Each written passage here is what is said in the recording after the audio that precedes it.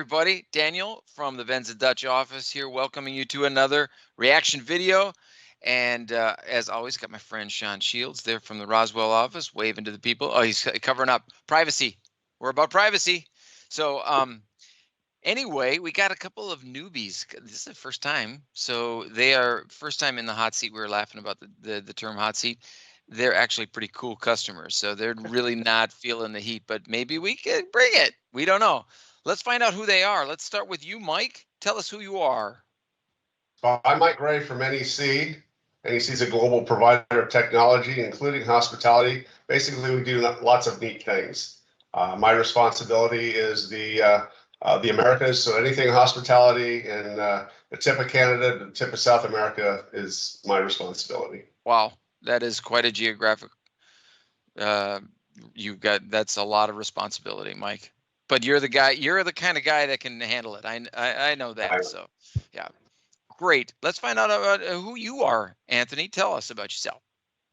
I'm not sure I want to go after that. My job doesn't sound nearly as important.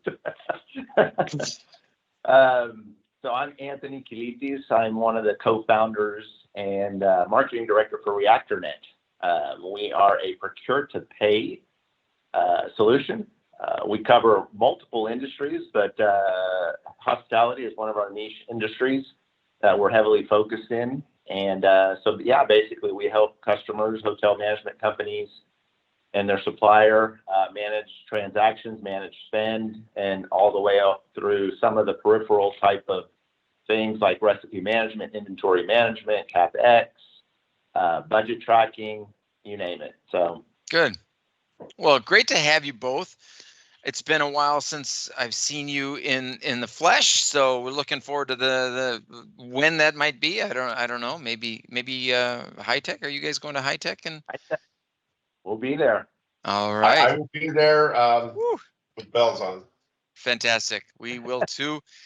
Yes, great. So it's it's good. It's going to be great to see people in the flesh. But for the moment, you guys are in the hot seat. So you guys know how this works. Sean's going to share his screen, and we're going to find out what is behind the screen.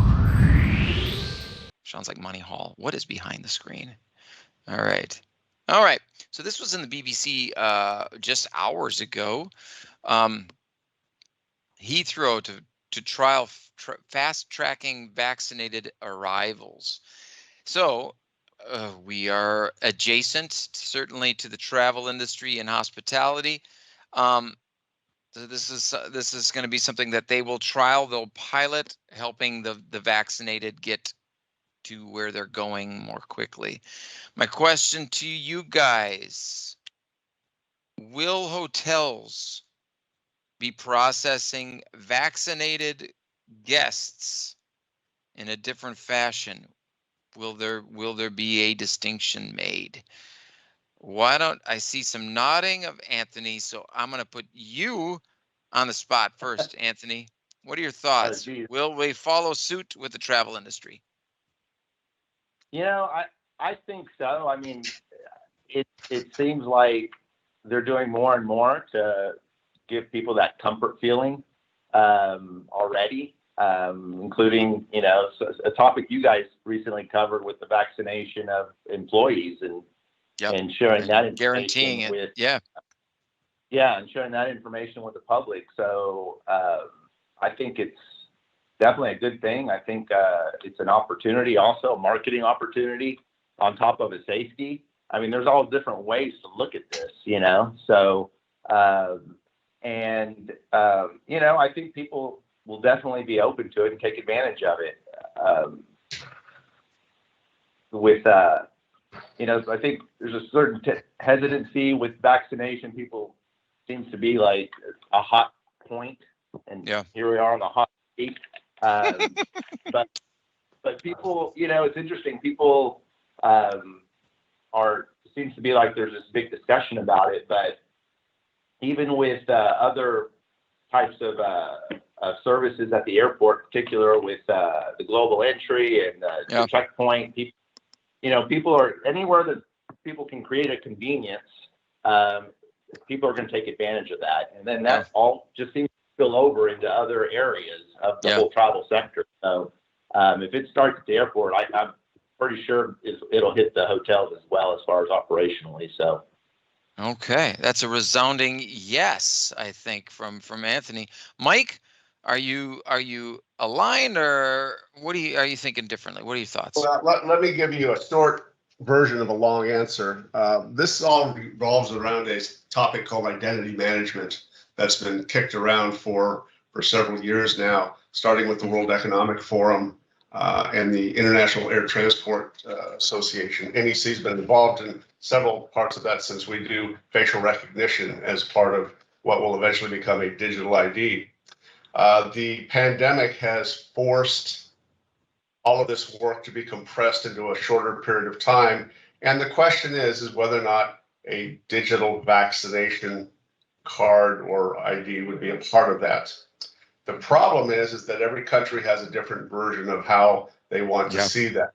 If you travel to the Middle East or Russia or China, even Brazil, have a lot of different requirements that they want of people entering into their country. Yeah. So that being said, the goal of all of that identity management is to drive that down to a hotel level, a rental car level that would speed through a frictionless guest experience. There's a lot to be worked out so far, and I think the pandemic just exposed a lot of the problems that would eventually been found. Yeah, we've got the push toward here in Europe with the vaccine app and the member states kind of finally coming into alignment, and here in the Netherlands they said it's going to be at the end of July. I think you could, but you have to have proof of your vaccine. But that's just only one little window and only one little small component of a larger challenge. Yeah, spot on. I mean, this has shown a bright light on a lot of different areas that of potential improvement to make travel and hospitality frictionless. It'll definitely be interesting to see the impact it will have also on vaccination rates. You know, if this is a benefit to somebody, they can save time. Maybe where they ordinarily get vaccinated, maybe this is a reason to get vaccinated, take advantage.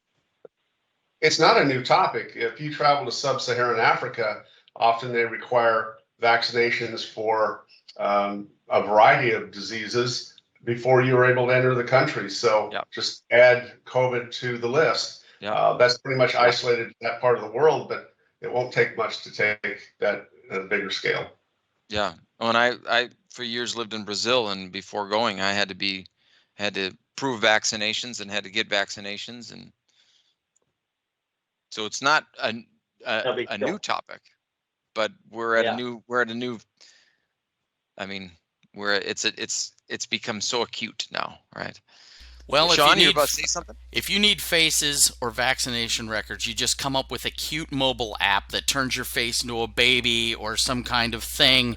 And then in the licensing on that, you've given up your rights by downloading and using the app. And then all those faces are saved to a secret government database that's then shared with any companies that want to pay in to get those faces. I think I've got it worked out. Babyface app is coming to you. Watch for it. It'll be on your local, wherever you get your mobile apps.